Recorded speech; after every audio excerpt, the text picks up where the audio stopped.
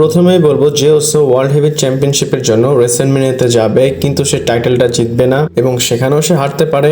আগেই আপনাদের বলি, আপনাদের যদি মনে হয় রয়্যাল রাম্বল জেতার পরেই সে ওয়ার্ল্ড টাইটেল জিতে যায় তাহলে আপনারা ভুল। আপনাদের বেশি পুরানো সময় ফিরে যেতে হবে না। আপনাদের আমি বলি, কোডি রোডস যখন প্রথমবার রয়্যাল রাম্বল জিতেছিল সে কিন্তু রেসলম্যানিয়াতে টাইটেল জিততে পারেনি। তার আগে কিন্তু নাকামুরার সাথে এমনটা হয়েছিল, সে রয়্যাল রাম্বল জিতে রেসলম্যানিয়াতে টাইটেল জিততে পারেনি। মানে এটা খুব কম হয়, কিন্তু জেতার চান্সটাই বেশি হয়। আর জেউসো যদি গুন্থারের সাথে ম্যাচ হয় তাহলে সে হয়তো টাইটেলটা জিতবে না। এখন তো একটা জিনিস নিয়ে বললাম, কিন্তু আরো একটা রিপোর্ট জানতে পেরেছি জেউস এবং কোডি রোডসের ম্যাচ হতে পারে, আর সেটা অবশ্যই আন্ডারস্পিডেড চ্যাম্পিয়নশিপের জন্য। আমি আপনাদের বলি, অনেকে কিন্তু চিন্তা করতেছে না এদের ম্যাচটা হবে, কিন্তু এটা হওয়ার অনেক বেশি পসিবিলিটি আছে। মানে ডাব্লিউডাব্লিউ তে সবকিছুই হতে পারে। আপনারা যদি দেখেন জেউসো এবং কোডি রোডসের কিন্তু একটা কাহিনী হতে পারে, যেমন জেউস এবং কোডি রোডস একটা সময় ফ্রেন্ড ছিল, পাশাপাশি তারা কিন্তু ট্যাগ টিম চ্যাম্পিয়নশিপও জিতেছিল। যদি ডাব্লিউডাব্লিউ জেউস এবং কোডি রোডসকে আলাদা ইনভলভ করতে চায় তাহলে কিন্তু এদের ম্যাচটা ডাব্লিউডাব্লিউ করাতে পারে। আর এমনও হতে পারে গুন্থার ভার্সেস জন সিনার ম্যাচ ডাব্লিউডাব্লিউ করবে। ডাব্লিউডাব্লিউ চাইলে এমনটাই করতে পারে। আর রিপোর্ট অনুযায়ী যেটা বললাম সেটা হওয়ার চান্স কিন্তু অনেক কম আমার মনে হচ্ছে। আর চান্স তো মনে হচ্ছিল রক আসবে, রকের বিষয় যেগুলো হচ্ছে সেগুলো ভুল, কিন্তু এখন ডাব্লিউডাব্লিউ তে যে কোনো কিছু হতে পারে যখন তখন। আমি আপনাদের বলবো, আপনারা একটা বোটে ওঠেন, নদী যেদিকে স্রোত যায় সেই দিকে যান। ডাব্লিউডাব্লিউ আমাদের যেভাবে আটকাবে, যেখানে থামাবে আমরা সেখানেই থামবো এবং তখন রেসলম্যানিয়াটা দেখবো। এই কথাটা কেন বললাম, 2-3 মাসে ডাব্লিউডাব্লিউ তে যা হয়েছে ডাব্লিউডাব্লিউ তে এখন সবকিছু সম্ভব। আর আজকে আপনাদের অনেক আপডেট দেবো, চলুন শুরু করা যাক। Hello viewers, welcome to wrestle Bangla BD. প্রথমেই বলবো, আমরা ডাব্লিউডাব্লিউ তে ট্রাইবাল চিফ দেখেছি, দেন সস্তা ট্রাইবাল চিফ দেখেছি, তারপর ফাইনাল বস দেখেছি, এবং এখন হয়তো সস্তা ফাইনাল বস না কিন্তু তার মতো কিছু একটা দেখবো। কথায় এটা ফাইনাল বসের একটা মিনি ভার্সন হতে পারে। এভারেন আপনারা জানেন সে NXT জেনারেল ম্যানেজার, আর এখন ডাব্লিউডাব্লিউ এর প্ল্যান আছে তাকে ফাইনাল বসের একটা সিমিলার ক্যারেক্টার দিবে। প্রথমে যখন আমি দেখেছি আমি ভেবেছিলাম হয়তো সে ফাইনাল বসের সাথে ইনভলভ হবে, কিন্তু পরে রিয়েলাইজ হলো যে সেটার জন্য তো ফাইনাল বসকে থাকতে হবে, কিন্তু সে তো আর ডাব্লিউডাব্লিউ তে নেই। তো ডাব্লিউডাব্লিউ এভারেনের ক্যারেক্টারে কিছু চেঞ্জ করবে যেটা ফাইনাল বসের মতো হবে। আর এক্স্যাক্টলি এটার বিষয় ধারণা নেই যে এটা কি হবে, কিন্তু ডাব্লিউডাব্লিউ একটা লেভেলে গিয়ে তারা স্কেল করবে, কারণ সে তো এখন NXT তে আছে, একটা সময় সে মেইন রস্টারে আসবে। আর এখন তার যে ক্যারেক্টার NXT তে সেটা জেনারেল ম্যানেজার হিসাবে সে আছে, কিন্তু ফাইনাল বস হওয়ার পর দেখি তার ক্যারেক্টারে কেমন একটা টুইস্ট আসে।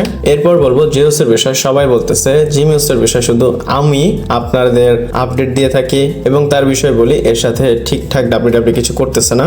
আর ডাব্লিউডাব্লিউ কি অলরেডি টিজ করতেছে যে জিমিউসও খুব তাড়াতাড়ি চ্যাম্পিয়নশিপ পাবে।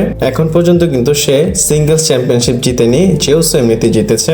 আমরা কিন্তু স্ম্যাকডাউনের এন্ট্রিতে দেখেছিলাম জিমিউসের পেছনে কিন্তু নাকামোরা ছিল, আর ডাব্লিউডাব্লিউ খুব আস্তে আস্তে এই স্টোরিটাকে আগে নিয়ে যাবে। আর রেসলম্যানিয়াতে জিমিউসো যে ম্যাচটা পাবে সেটা হয়তো নাকামোরার এগেনস্টে হবে, আর অবশ্যই এটা ইউনাইটেড স্টেট চ্যাম্পিয়নশিপের জন্য। আর এটার থেকে বড় সুযোগ জিমিউসোর আর কি হবে। এটা কেন বললাম, নাকামোরাকে যদি দেখেন অ্যাজ এ চ্যাম্পিয়ন তাকে কিন্তু অত বেশি ভালো লাগে না। এমনিতে তার ক্যারেক্টার ভালো, তার এন্ট্রেন্সও ভালো লাগে, কিন্তু চ্যাম্পিয়ন হিসাবে ওরকম একটা ইম্প্যাক্ট সে দিতে পারেনি। আর ডাব্লিউডাব্লিউ এই ফিউডে খুব ভালো টাইম দিয়ে মাথা খাটিয়ে একটা ভালো ফিউড আমাদের দেখাতে পারে, আর এখানে হয়তো জিমিউসো ম্যাচটাও জিতে ফেলতে পারে। আর চিন্তা করেন উসোসদের জন্য ওই নাইটটা কেমন হবে, যে উসো যদি চ্যাম্পিয়নশিপ জিতে যায় আর জিমিউসো যদি মিড কার্ড একটা ইউএস টাইটেল পেয়ে যায়, দুইজনই চ্যাম্পিয়ন হবে। আর এমনটা করলে জিমিউসোর ফ্যানদের মন একটু শান্তি পাবে।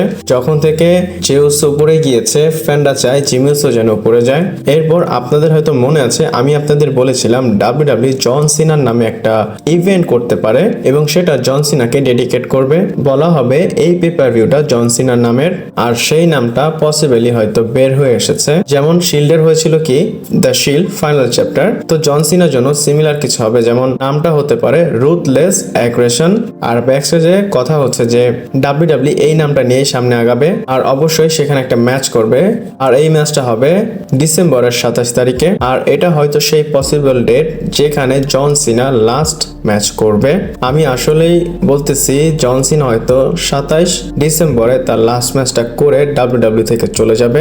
আর ওই যে ইভেন্ট সেটাকে এমন ভাবে ব্র্যান্ড করা হবে যে সেটা জন সিনার একটা ইভেন্ট। আর রুথলেস অ্যাগ্রেশন এই নামটা আপনাদের হয়তো কিছু কিছু মনে পড়তেছে, বা আমি আপনাদের বলে দেই, জন সিনা যখন এসেছিল তখন সে বলেছিল রুথলেস আই ক্রাশ ইউ। আর এই দুইটা শব্দই জন সিনার কেরিয়ারকে অনেক বেশি উপরে নিয়ে এসেছে। এরপর খুব স্মার্ট লোকের থেকে স্মার্ট অ্যান্সার জেনেছি এবং আমার কাছে ভালোই লেগেছে, কারণ ইন্টারনেটে অনেক পাগল ছাগল লোক থাকে যারা উল্টাপাল্টা কথা বলে। যখন তারা এসব বলে আমি চিন্তা করি একটা মানুষ এইভাবে কিভাবে চিন্তা করতে পারে বা এইভাবে কিভাবে বলতে পারে। তো টিফিনি ম্যান্ডি রোজের কথার উপর অ্যান্সার দিয়েছে। ম্যান্ডি রোজ কি বলেছিল, put some respect on my name, আর এই কথাটা বলেছিল সে চুরি করেছে। তো সেটার জবাব দিয়েছে টিফিনি। সে বলে আমার খুব খারাপ লেগেছে ম্যান্ডি রোজকে দেখে, সে সত্যই পডকাস্টে গিয়ে এই জিনিসটা আউট করেছে, তার কিন্তু এটা প্রয়োজন ছিল না। বলে ঠিক আছে, আমি তাকে অল দ্য বেস্ট উইশ করি তার ফিউচারের জন্য। আর এই বিষয়ে সে আর কিছু বলেনি, মানে এক কথা সে পাত্তাই দিল না। আর আমি বলবো এটা থেকে সেন্সিবল রিপ্লাই হতেই পারে না। যদি আপনাদের সামনে কেউ স্টুপিড কথা বলে তখন আপনারা চিন্তা করবেন যে আসলে এর সাথে কি বলবো। আর যদি কিছু বলতে হয় তাহলে আপনারা এই কথাটা এইভাবে বলতে পারেন। আমার এই অ্যান্সারটা ভালো লেগেছে তাই আপনাদের সাথে শেয়ার করলাম। এরপর বলবো প্যান্টা এসে স্যারো মিয়াদো এই কথাটা কত বেশি পপুলার করেছে। আর স্যারো মিয়াদো যদি আপনারা না বোঝেন, এটা হচ্ছে জিরো ফেয়ার, মানে আমার কোনো কিছুতেই ভয় লাগে না। আর এই যে একটা বাচ্চা, সে অনেক ছোট, সে স্যারো মিয়াদো করতেছে, এটা একটা কিউট মোমেন্ট, তাই আপনাদের সাথে শেয়ার করলাম। অ্যাড করার মতো আর কিছু নেই। এরপর বলবো নিকে বেলা তো এসেছে, তার সাথে হয়তো ব্রি বেলাও আসবে। আর নিকে বেলা নিকে এন্ড ব্রি শোতে বলেছিল হোপফুলি খুব তাড়াতাড়ি আমার সাইডে ব্রি মোডকে আপনারা দেখতে পারেন। আপনারা জানেন এদের ফিউড খুব ভালো চলেছিল, আর স্টেফেনি মিকম্যানের সাথে হয়েছিল। আমার খুব রাগ হতো ওই সময়, নিকে বেলা হিল ছিল আর ব্রি বেলা ফেস ছিল। আমার নিকে বেলাকে ভালো লাগতো না, ব্রি বেলাকে ভালো লাগতো। ওই সময় মনে হতো যে এর সাথে খুব খারাপ হয়েছে, বাট এখন বুঝতে পারি। আর খুব তাড়াতাড়ি আপনারা নিকে বেলার সাথে ব্রি বেলাকে দেখতে পারেন। এরপর সামান্থা ডাব্লিউডাব্লিউ থেকে চলে যাওয়া অনেক বেশি শকিং ছিল, কারণ সবাই যখন তাকে প্রেস করতেছিল ওই সময় সে চলে গিয়েছে। আর এখন সামান্থা অ্যাডমিন এমন ভাবে বলতেছে বা এটা বলতেছে যে যেটা সে প্রফেশনাল রেসলিং এর মধ্যে করেছে, যে আবার এসে যদি তার স্টোরি ফিনিশ না করে তাহলে এই জিনিসটা ওয়েস্ট হয়ে যাবে। আর সামান্থা ভালো বলুক আর খারাপ বলুক, লোকেরা তাকে গালি দিচ্ছে। কেন বললাম, কারণ লোকেরা এটা হজম করতে পারতেছে না যে তুমি আমাদের ইমোশনের সাথে খেলেছো।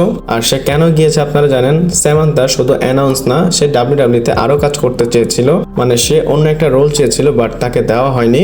সামান্থার বিষয়ে যত গুজব ছড়িয়েছে এটা তখনই ফিক্সড হবে যখন সে আবার ডাব্লিউডাব্লিউতে চলে আসবে। আর সে হিন্ট করতেছে তার মুড আছে ডাব্লিউডাব্লিউতে আসার। আর সে এমনিতে যখন ডাব্লিউডাব্লিউতে ছিল তাকে খুব ভালো অ্যাটেনশন দেওয়া হতো।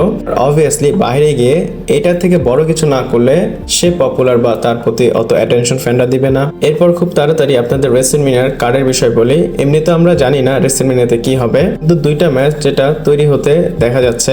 প্রথম match Kevin Owens versus Sami Zayn, আর এটা অনেক বেশি অবভিয়াস, যেভাবে কেভিন ওয়েন্স মেরেছে স্যামি জেইনকে অবশ্যই তাদের ম্যাচ হবে। আর রেসলম্যানিয়া ছাড়াও এলিমিনেশন চেম্বার কিন্তু কানাডা থেকে হবে। আপনারা জানেন তারা দুইজন কানাডা থেকে বিলং করে। ডাব্লিউডাব্লিউ সেখানেও করতে পারে ম্যাচটা, তারপরে হয়তো রিম্যাচ রেসলম্যানিয়াতে করবে। আর তাদের যখন ফিউড হয় আলাদা একটা স্টোরি হয়ে যায়। আর যে সেকেন্ড ম্যাচ সেটা হচ্ছে এজে স্টাইল ভার্সেস লোগান পলের মধ্যে। রয়্যাল রাম্বলের যে স্পট দেখেছিলাম তারপরে এমনটা মনে হচ্ছে যে তাদের মধ্যে ম্যাচ হবে। আমি বলবো এটা এজে স্টাইলের জন্য ভালো হবে। এমনিতে লোগান পলের অ্যাটেনশন খুব ভালো সে পায়, আর সে যদি এজে স্টাইলের সাথে ম্যাচ করে এজে স্টাইল এখানে একটু বেনিফিশিয়াল হবে।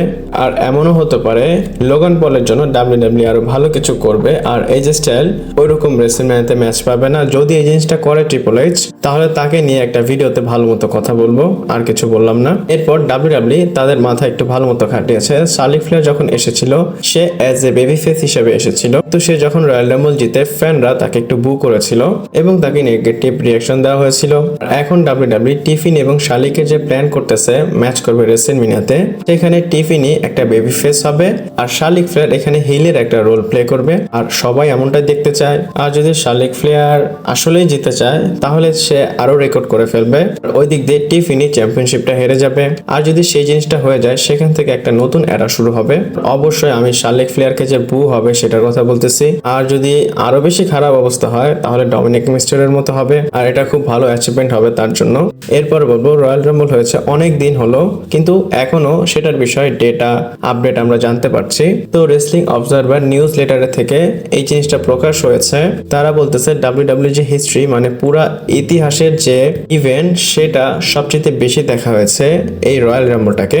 এখানে আপনারা বলতে পারেন রয়্যাল রাম্বল এমনিতেই বড় একটা শো, এটার অ্যারাউন্ডে হাইপ অনেক বেশি ছিল, পাশাপাশি তারা নেটফ্লিক্সে মুভ করেছিল, সেই জিনিসটাও ইম্প্যাক্ট ফেলেছে।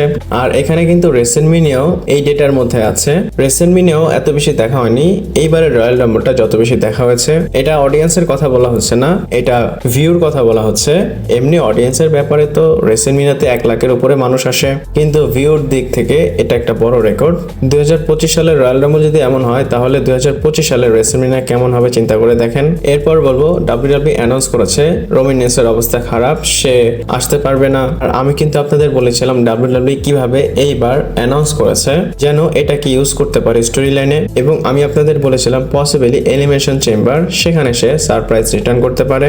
বাট ডাব্লিউডাব্লিউ আরো একটা অপশনের সাথে যেতে পারে, আর সেটা হচ্ছে রোমান রেন্স তো এলিমিনেশন চেম্বারে আসবে কিন্তু একটা সারপ্রাইজ রিটার্নের মতো না, সে ডাইরেক্ট একটা এন্ট্রেন্সের মতো আসবে। আর সিন এমন ভাবে হবে এলিমিনেশন চেম্বারে একটা স্পটই বাকি থাকবে এবং তখন বলা হবে কে এন্টার করবে, আর তখন রোমান রেন্স সেই স্পটটাকে সিকিউর করবে। আর এটা এলিমিনেশন চেম্বারের আগের শোটাই, সেখানে রোমান রেন্স আসবে আর তখন সে অবশ্যই এলিমিনেশন চেম্বারের জন্য লক হবে। দেন স্টেডিয়াম শো এর মধ্যে রোমান রেন্সকে ডাব্লিউডাব্লিউ কম্পিট করাবে।